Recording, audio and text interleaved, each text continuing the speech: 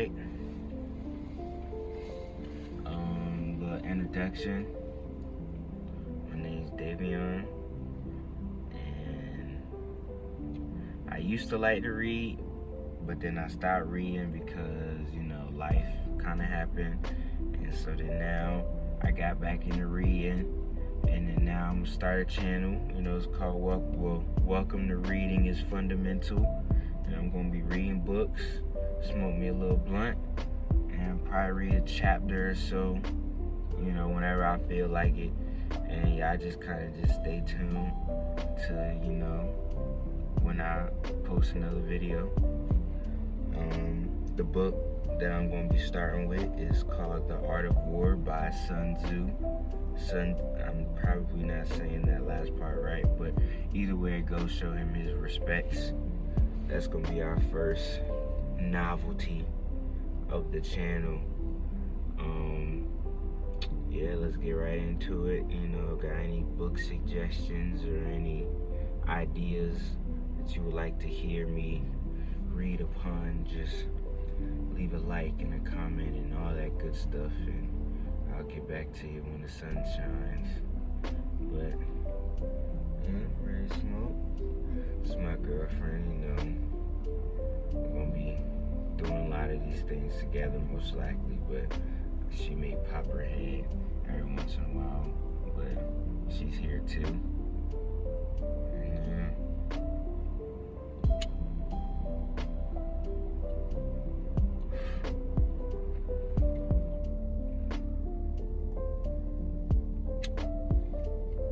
Make sure I won't be over here coughing, sound like I got the coronavirus.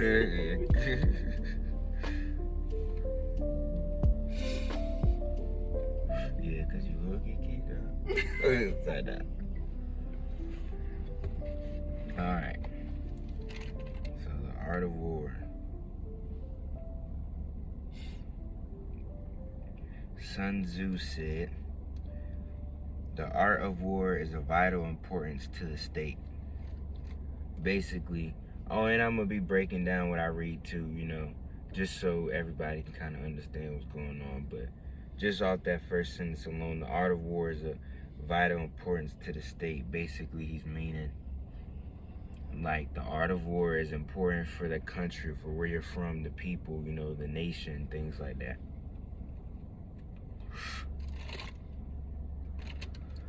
It is a matter of life and death, a road either to safety or to ruin. Hence, it is a subject of inquiry which can on no account be neglected. The art of war, then, is governed by 5 constant factors to be taken into account in one's deliberation when seeking to determine the conditions obtaining in the field. Basically, all that is there's 5 main categories to the art of war that need to be taken into account while in war, which is the moral law, heaven, earth, the commander, method and discipline. The moral law causes the people to be in complete accord with the ruler, so that they will follow him regardless of their lives, undismayed by any danger. Prime example of that is how, a lot of how we're living right now.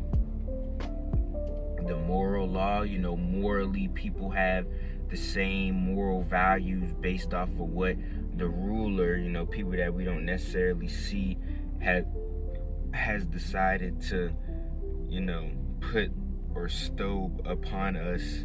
So we all kind of in some way have the same moral laws, ways of living, ways of handling things and situations and people. You got heaven, signifies night and day, cold and heat, times and seasons. You'll understand the importance of why each one is important as we read. Earth compromises distance, great and small, danger and security, open ground and narrow spaces, the chances of life and death. So, break it down. Moral law is what controls the people. Then heaven is because everyone has free will. So the moral law will always be one, only because every person on earth has their own free will to do whatever the fuck they want to do. Excuse my language. I'm not going to be cussing up here like that. So, to do what they want to do. So, if there's someone to control that moral law, they're going to be able to get the masses of people to do a certain amount of stuff or act a certain way or be a certain way. Heaven is second because, not because heaven is second, heaven is beyond first. But the reason why heaven is second, we're here, is because now, after you have that free will, you could choose a side, and the side you could choose could give you the controls of night and day, cold and heat, times and seasons, kind of how people now kind of like to play God, basically. That's basically what that is. And the earth is, distance, traveling. It's a great or small things, buildings, mountains, stores, danger, security. You can kind of put all that together. You can kind of put all that together. And then the chance of life and death. You die and you live on earth. You don't die and live in heaven. And the moral law has nothing to do with life or death. It does, but then the moral law is going to kill you. You going to kill yourself based on how you use the moral law, but it's not going to kill you. And then the commander stands for the virtues of wisdom, sincerity, okay, all right, we got a word I don't know how to say here.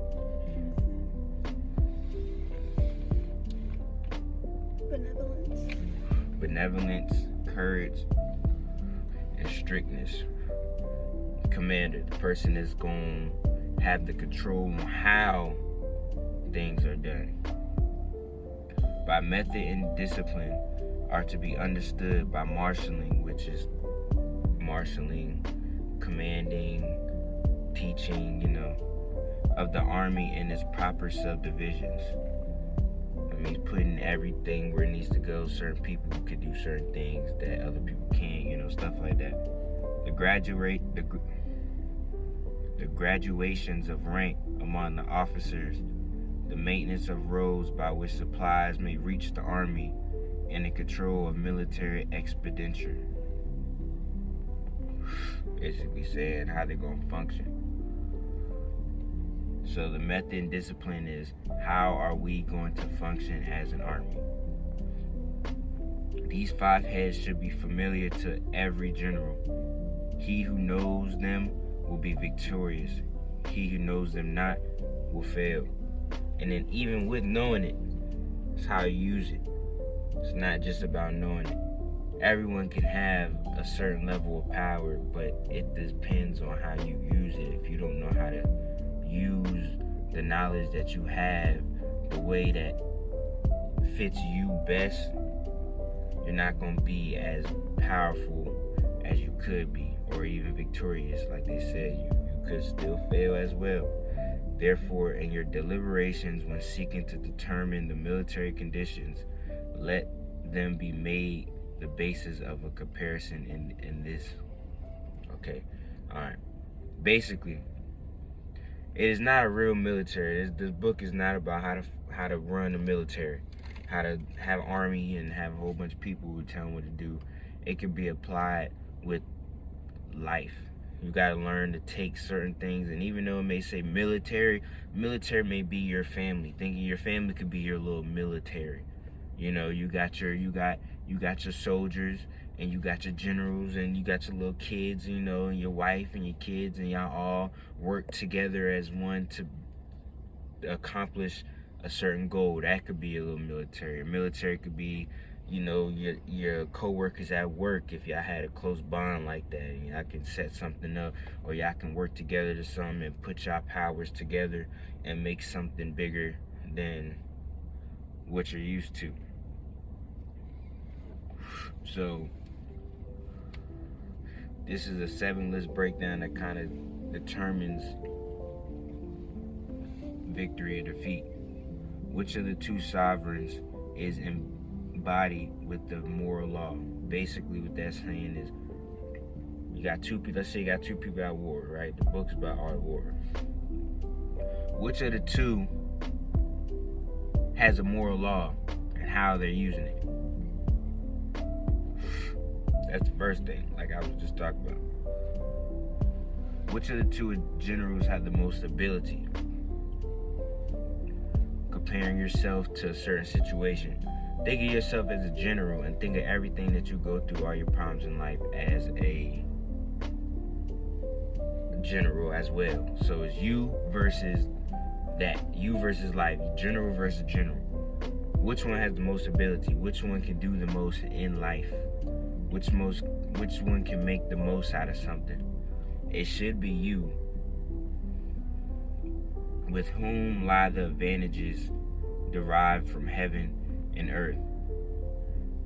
Like I said, going back to that will, who has made that certain choice to have heaven as a power, and who has made that choice to have earth as a power?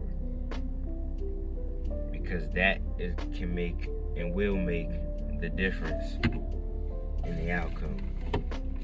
You can have both, but most people don't get that or get to that. On which side is discipline most rigorously enforced? Discipline is always necessary, but too much discipline will hurt your soldiers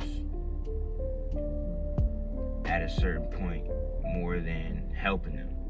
So it's a balance. So you want to know who is disciplining the most. Are you disciplining yourself the most, or is life more disciplined than you are? Which army is stronger? Which army is stronger? That's pretty self-explanatory. On which side are officers and men more highly trained?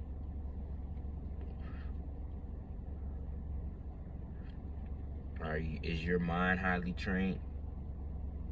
Or is everybody else's mind highly trained? So are you fighting people that's more highly trained than you mentally? Or are you the one that's highly trained? You fight people that's less than you, or mentally not as open as you. In which army is there greater consistency, both in reward and punishment? Who's winning? Who's losing? How many times are they winning? How many times are they losing?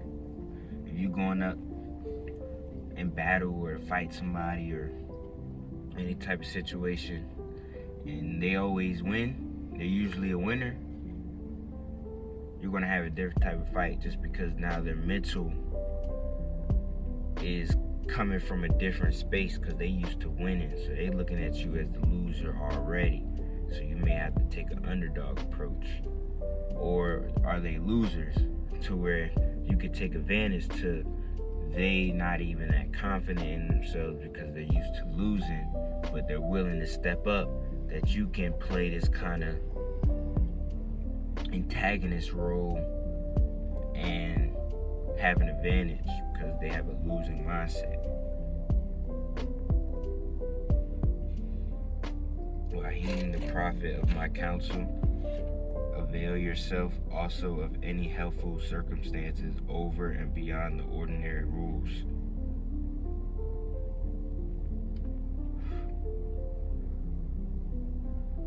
There's things beyond you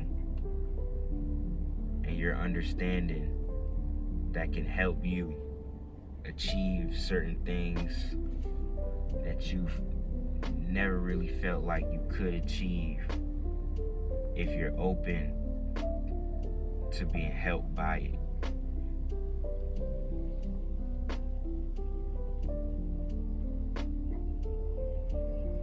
All warfare is based on deception. This is all the first chapter too, by the way.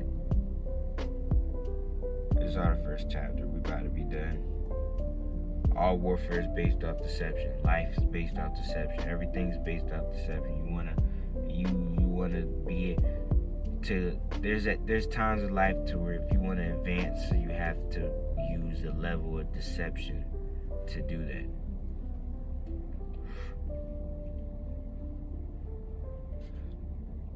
Hence, when able to attack, we must seem unable. When using our forces, we must seem inactive.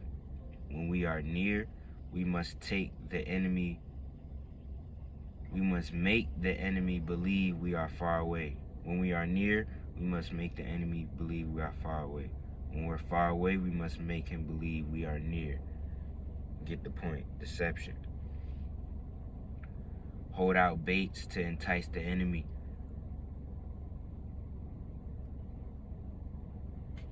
Basically set them up, when need be. And setup can also be like setting something up where, like, let's say you can get something. You can get a certain something out of somebody, or you can achieve something, or somebody give you this, to where you implement that level of deception and you hold out a bait for them, and you pretty much allow them to just come to you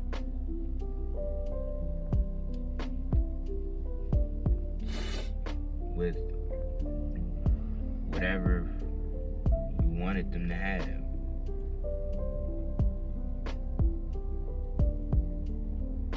If he is secure at all points, be prepared for him. If he is a superior strength, evade him. There's going to be things that come to you that may be stronger than you.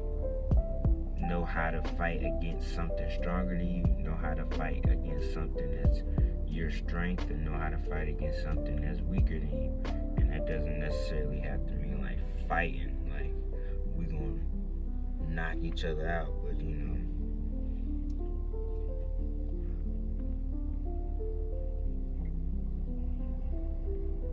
Now the general who wins the battle makes many calculations in his temple. Ere to battle is fought. The general who loses a battle makes but few calculations beforehand. Thus do many calculations lead to victory, and few calculations to defeat. How much more no calculation at all? It is by attention to this point that I can foresee who is likely to win or lose. So, you're not going to have it right the first time.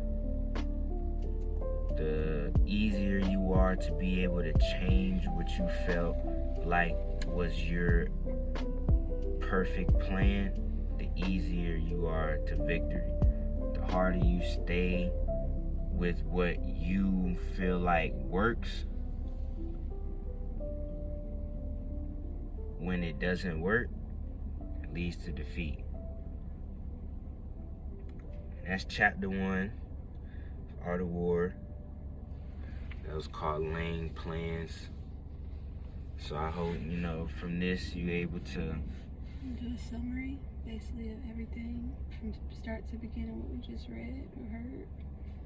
Yeah. Alright, so basically what we went over here is, with laying plans, that there's 5 main fields to the art of war. We got the moral law, we got heaven, we got earth, we got commander, we got method and discipline. All of those have their own